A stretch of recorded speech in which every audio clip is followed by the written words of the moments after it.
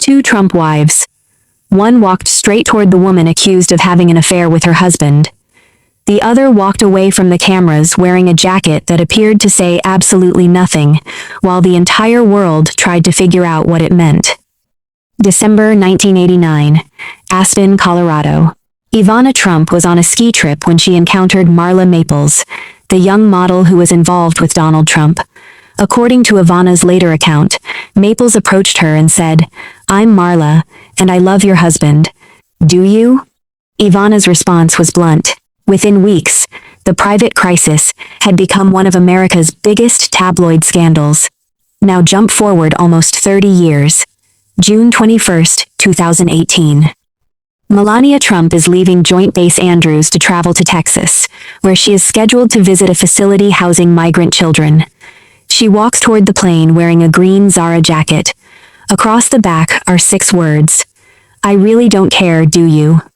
The image explodes. People immediately assume the message is about the children.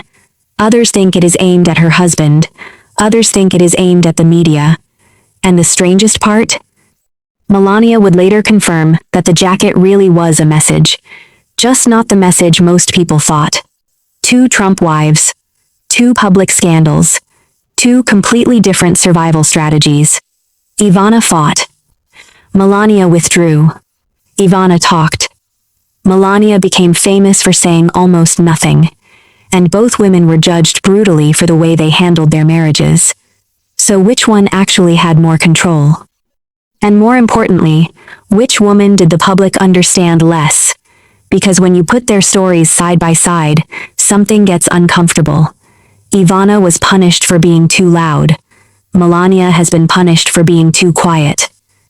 And somewhere between those 2 extremes is a story about what the public actually expects from a powerful man's wife. Let's go back to the beginning.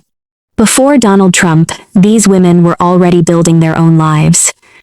It's easy to look at Ivana and Melania through the lens of Donald Trump, but that misses something important. Neither woman entered the marriage as an anonymous figure waiting to become Mrs. Trump. Ivana Zelničková was born in what was then Czechoslovakia and developed a career as a model and competitive skier before eventually moving to Canada and then New York. She met Donald Trump in 1976. They married in April 1977. And within the Trump organization, Ivana became much more than a social wife. During the marriage, she held senior positions connected to several major Trump properties. She was heavily involved in the transformation of the Commodore Hotel into the Grand Hyatt. She became president of Trump Castle in Atlantic City. She also played a major role in the design and development of Trump Tower. In other words, she wasn't simply standing beside Donald Trump while he built his empire. She had responsibilities inside it. She had titles. She had employees. And she had her own understanding of how the business worked. Melania's path was completely different. Born Melanija Knovs in Sevnica, Slovenia, she began modeling while still young and eventually worked in Milan, Paris, and New York. She met Donald Trump at a New York Fashion Week party in September 1998. At the time, Trump was still married to Marla Maples. That marriage ended several months later. Melania and Donald continued dating for years before marrying in January 2005. And that's where the first major difference appears. Ivana entered Trump's world as a business partner as much as a spouse. Melania never occupied the same kind of operational position inside the Trump organization. Her public role was different, more controlled, more private, and, eventually, far more difficult for outsiders to interpret. That difference would become crucial once both marriages came under pressure. Both women treated the marriage like a legal arrangement, not just a romance. Here's something that doesn't get enough attention when people tell this story. Both women understood the importance of the financial and legal structure surrounding their marriages. Ivana and Donald signed a prenuptial agreement before their 1977 wedding, but they didn't simply sign it once and forget about it. The agreement was amended as the marriage evolved and Trump's financial position changed. The couple eventually had 3 children, Donald Jr., Ivanka, and Eric. and when the marriage collapsed, the financial battle became almost as important as the affair itself. Melania's situation followed a surprisingly similar pattern. Reports over the years have described multiple renegotiations of her marital financial agreement, including reporting that she sought stronger protections as Trump's political and financial circumstances changed. But there's an important distinction here. These agreements are private. What we can say is that both marriages involved women who understood that the legal rights of the relationship mattered. And that becomes especially interesting when you see what happened when the relationship started falling apart. Ivana's marriage didn't collapse quietly. December 1989. Aspen. Ivana encountered Marla Maples, the woman who had become involved with her husband. According to Ivana's later account, Maples approached her directly. The encounter was brief, but the consequences were enormous. The affair became public. And the tabloids went into overdrive. One infamous February 1990 New York Post headline read, "Best sex I've ever had." The headline attributed the statement to Maples, although the exact circumstances surrounding the quote have been disputed. Suddenly, Donald and Ivana Trump's marriage wasn't just a private relationship anymore. It was entertainment. The couple's private life was being dissected in newspapers. Their business relationship was being discussed. Their children were being pulled into the story, and the two sides began fighting over money, property, and the terms of their prenuptial agreement. At one point, Trump reportedly locked Ivana out of her office at the Plaza Hotel. This wasn't simply a divorce. It had become a corporate and media war. Ivana filed for divorce. And in December 1990, a New York judge granted the divorce on grounds of cruel and inhuman treatment. The financial settlement that followed gave Ivana substantial assets, including roughly $14 million, a large Connecticut mansion, an apartment at Trump Plaza, use of Mar-a-Lago for a month each year, and approximately $650,000 a year in alimony and child support. The precise value of the overall arrangement has been reported differently over the years, partly because the prenup and final settlement contained multiple components. But one thing isn't really in dispute. Ivana walked away with significant financial independence. And then there was something else. The divorce agreement contained a confidentiality provision restricting Ivana from publicly discussing the marriage without Trump's permission. Think about that. The woman who had spent years helping build the Trump empire had just fought one of the most public divorces in America. And then the legal agreement tried to put a lid on what she could say afterward. Then came the most serious allegation. There's another part of the divorce story that has to be handled carefully. In a sworn deposition from the divorce proceedings, Ivana used the word rape when describing a sexual encounter with Donald Trump. The allegation resurfaced publicly decades later, but Ivana subsequently clarified that she did not mean the word in a literal or criminal sense. She described feeling violated and said that the encounter had been upsetting. Trump has denied the underlying allegation. That distinction matters, because the historical record here isn't simply Ivana accused Trump of rape, nor is it the allegation never happened. The documented record is more complicated. There was a sworn deposition. There was an allegation. There was a later clarification from Ivana.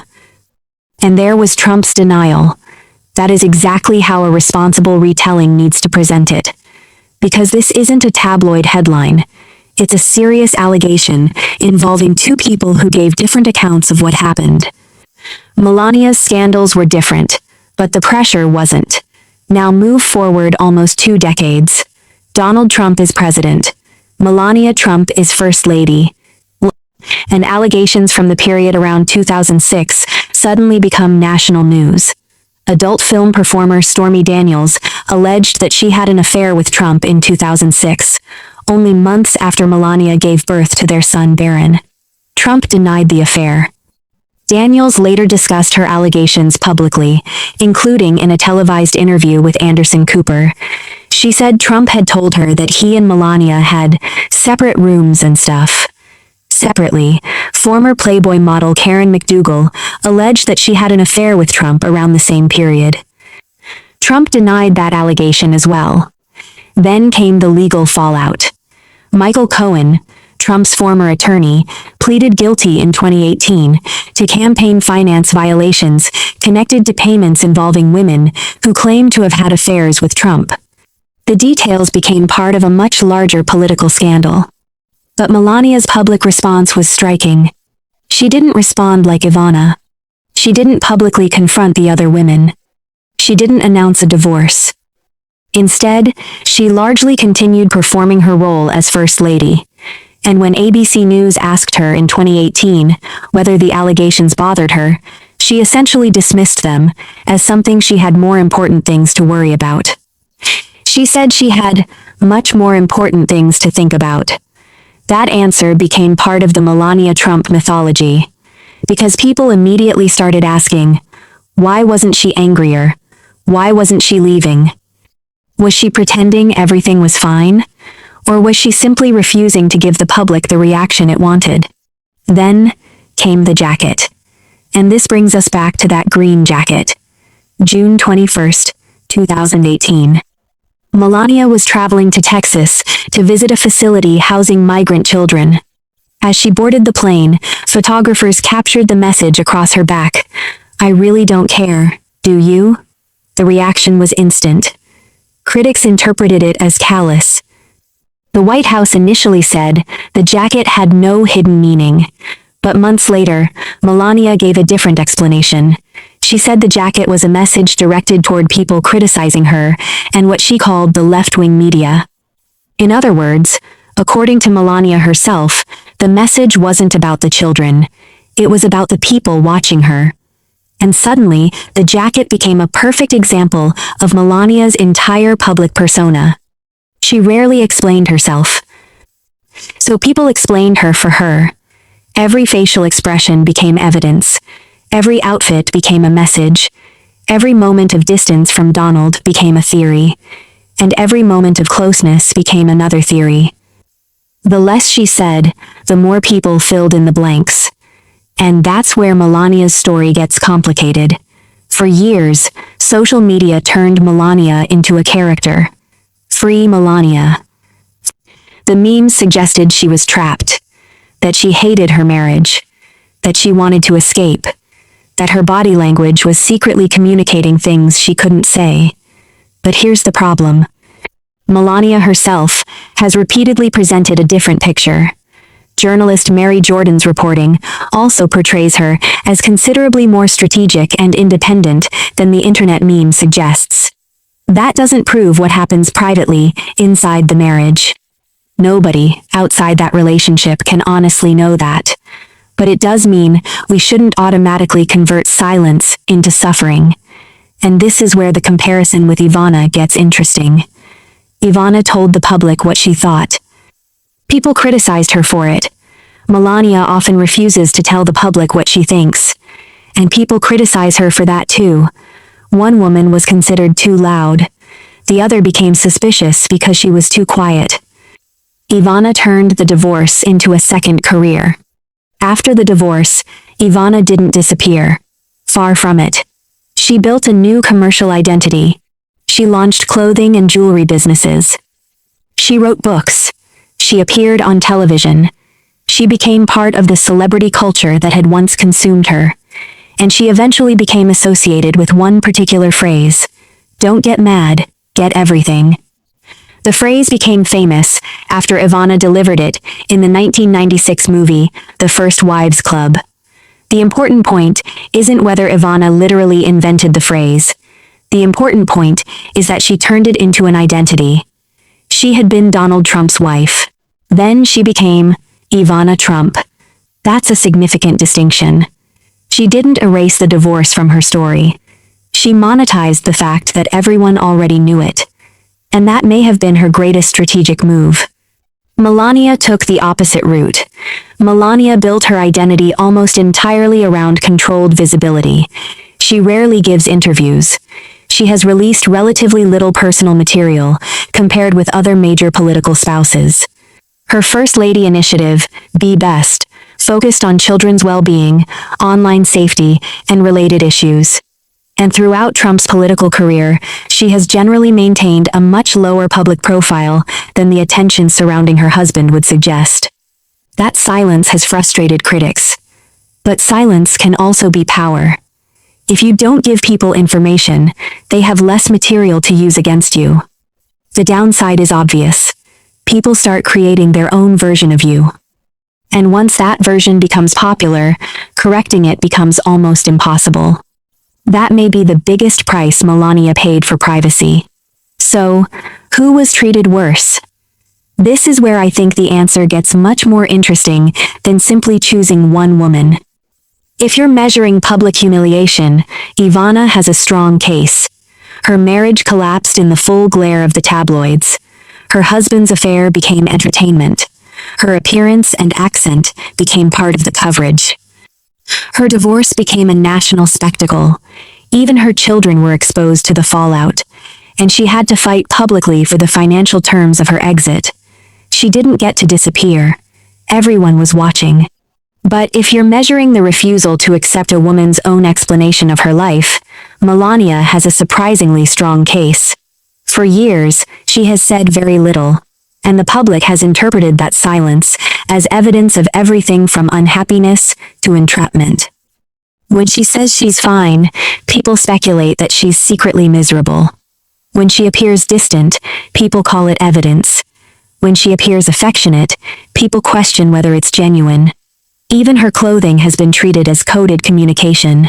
That's a strange position to be in, because ultimately, the public may be doing the same thing to Melania that it did to Ivana, refusing to let either woman control the meaning of her own story.